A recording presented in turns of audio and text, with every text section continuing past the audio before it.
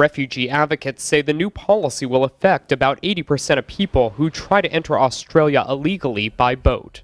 Immigration Minister Chris Evans says improved conditions in Afghanistan and Sri Lanka mean that fewer people will qualify for refugee status.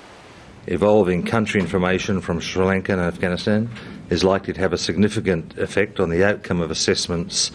The likelihood of people being refused visas and being returned safely to their homelands will increase.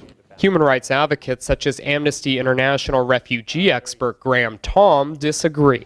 We have not seen major change in Afghanistan. In fact, we've seen in many areas the situation getting worse.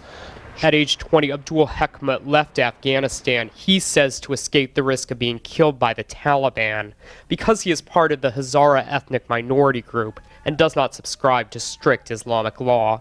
He arrived in Australia after paying a smuggler to bring him from Indonesia by boat. It was a small, leaky boat with 170 people, with people crying and all that. It was quite a difficult moment. We had people kind of line up to the bottom of the boat with a basket to get water out. So because the water was coming so fast that we thought we might be drowned.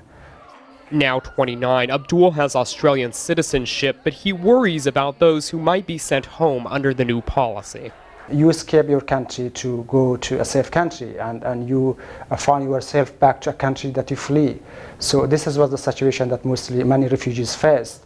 With an election possibly only months away, some critics of the new policy say the governing Labour Party is trying to keep illegal immigration from becoming a campaign issue. We should be leading the protection of people in this region who are in need of assistance, rather than using individuals as political footballs in an election year. Well, Australia accepts more than 13,000 refugees each year after their claims have been approved by international refugee agencies. There's public opposition to illegal boat migration, and that has voters here having a mixed reaction to the government's new policy. I believe Kevin Rudd should ban the boat people coming into Australia because the money should be more spent on the Australians that need it. I felt extremely sick. It really worries me so much when I know the people who have come by boat and who really deserve asylum. This week, about 35 men at a Sydney immigration centre went on a 48-hour hunger strike to show their concern that the freeze on new applications would be extended to other countries, such as Iraq and Iran. The government says one Iraqi still is not eating and 4 others have been hospitalized.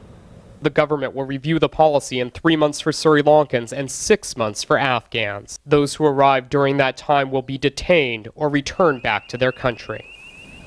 Derek Henkle, VOA News, Sydney.